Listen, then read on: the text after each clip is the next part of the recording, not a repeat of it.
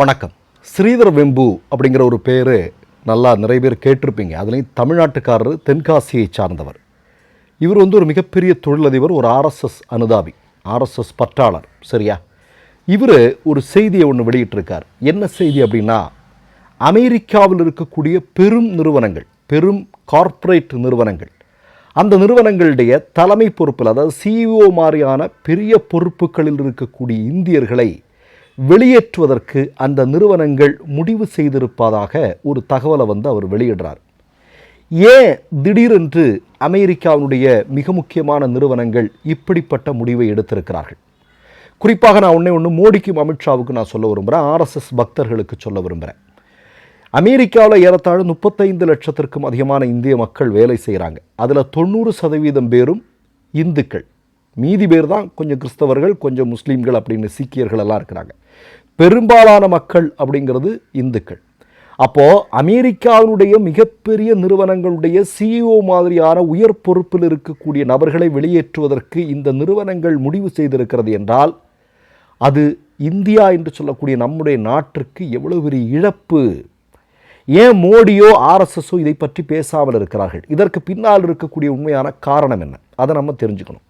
ஒரு தினத்திற்கு முன்பு நாம் ஒரு மிக முக்கியமான செய்தியை வெளியிட்டோம். கடந்த ஒரு வருடத்தில் ஆர்எஸ்எஸ்னுடைய டாப் லீடர்ஸ் இவனுங்க எல்லாரும் என்ன பண்ணுறானுங்க அப்படின்னா, ஒரு 3-4 வாட்டி அமெரிக்காவினுடைய இந்த ரிலீஜியஸ் கமிஷன் இருக்கு இல்லையா, அவங்கக்கிட்ட போய் பேச்சுவார்த்தை நடத்தி கொண்டிருக்கிறார்கள்.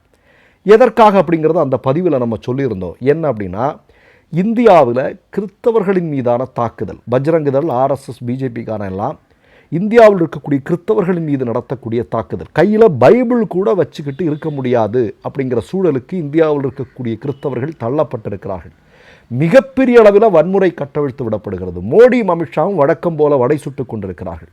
இதெல்லாம் அமெரிக்காவில் ஒரு மிகப்பெரிய அளவிலான ஒரு தாக்கத்தை ஏற்படுத்தி இருக்கிறது. அதனால தான் என்னென்னா, அமெரிக்காவில் இருக்கக்கூடிய ஆர்எஸ்எஸ்னுடைய சொத்துக்களை முடக்குவது, ஆர்எஸ்எஸ்காரர்களை அங்கிருந்து வெளியேற்றுவது அப்படிங்கிற கடுமையான நடவடிக்கை எடுக்க வேண்டும் என்கிற கோரிக்கை வலுவாக எழுந்து கொண்டிருக்கக்கூடிய நேரத்தில் தான் ராமன் மாதவ் உட்பட பல ஆர்எஸ்எஸ்னுடைய மிக முக்கியமான தலைவர்கள் எல்லாம் போய் கெஞ்சிக்கிட்டு இருக்கக்கூடிய காட்சி, அது தொடர்பான செய்திகளை எல்லாம் நம்ம போட்டோம், வீடியோ கூட நம்ம போட்டோம்.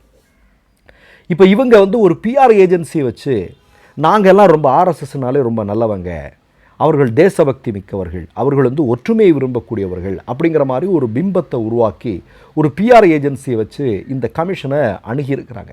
ஆனால் இந்த கமிஷன் சில கேள்விகளை கேட்டிருக்கு. அதுக்கு எதுக்குமே இவங்க கையில் உண்மையான தரவுகள் கிடையாது.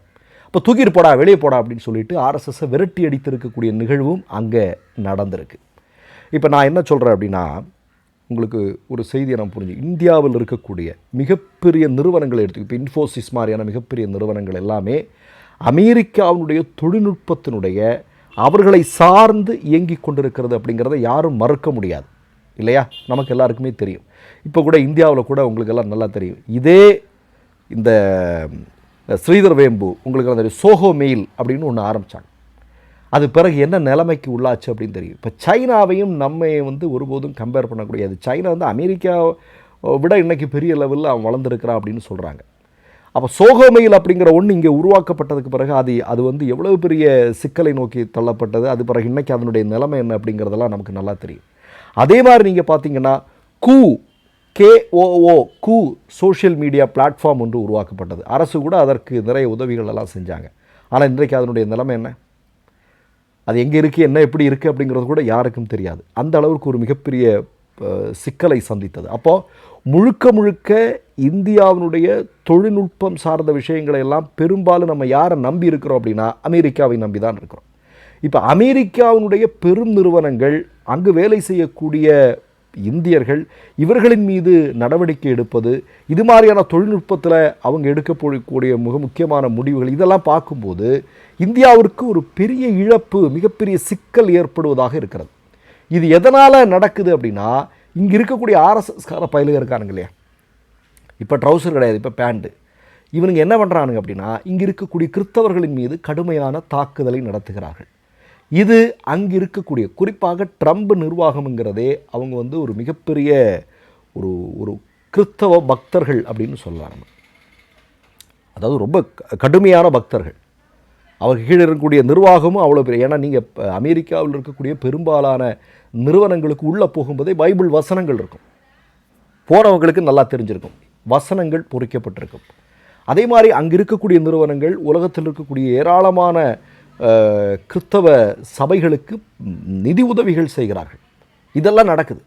அப்போ இந்தியாவில் கிறிஸ்தவர்களுக்கு எதிரான ஒரு மிகப்பெரிய தாக்குதலை ஆர்எஸ்எஸ் சங்க பரிவாரங்கள் இன்றைக்கு கட்டவிழ்த்து விடுவதை அமெரிக்கா விரும்பவில்லை, அமெரிக்காவில் இருக்கக்கூடிய நிறுவனங்கள் விரும்பவில்லை. இது ஒரு மிகப்பெரிய சிக்கலை உருவாகும். நான் ஒன்று மட்டும் சொல்கிறேன் உங்களுக்கு, நீங்கள் அமெரிக்காவில் இருக்கக்கூடிய நிறுவனங்கள் அப்படிங்கிறது, இப்போ நீங்கள் பிளாக் ஸ்டோன் ஒரு ஒரு ஒரு பெரிய கார்ப்பரேட் நிறுவனம், அதனுடைய சொத்து மதிப்பு அப்படிங்கிறது $13 ட்ரில்லியன்.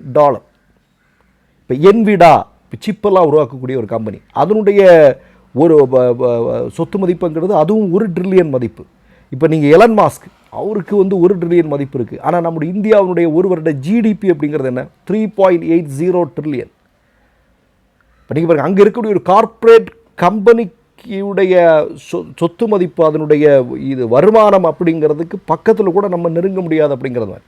இப்போ அந்த அளவுக்கு அவனுங்க ஒரு பெரிய லெவலில் இருக்கக்கூடிய நபர்கள். இப்போ அவனுங்க எடுக்கக்கூடிய இந்த கடுமையான நடவடிக்கைகள் அப்படிங்கிறது இந்திய பொருளாதாரத்திலேயே மிகப்பெரிய சிக்கலை உருவாக்குவதற்கான வாய்ப்பு இருக்கிறது. இப்போ நேற்றைக்கு கூட நான் பார்த்தேங்க, இதெல்லாம் நடந்துகிட்ருக்கு. மோடி வடை சுட்டுட்ருக்காரு. நேற்றுக்கு நான் பார்க்குறேன், மோடியினுடைய ஆட்சியில் இந்தியாவில் நடந்திருக்கு. ஒரு பக்கம் சிக்கிமில் போயிட்டு ஃபுட்பால் விளையாடுறார் குழந்தைகள் கூட.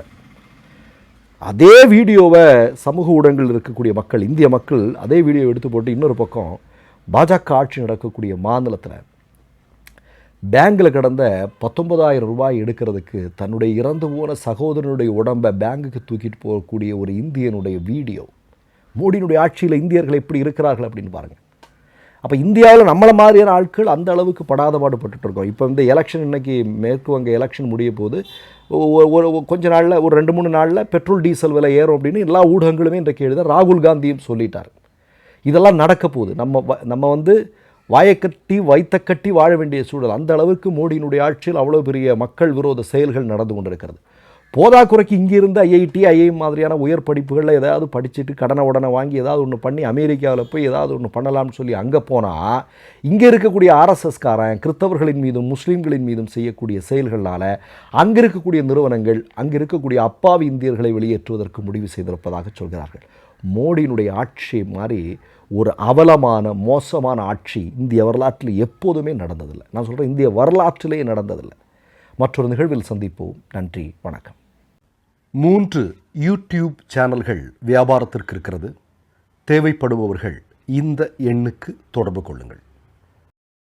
மை நேம் இஸ் ரெட் சேனலை சப்ஸ்கிரைப் பண்ணிக்கோங்க.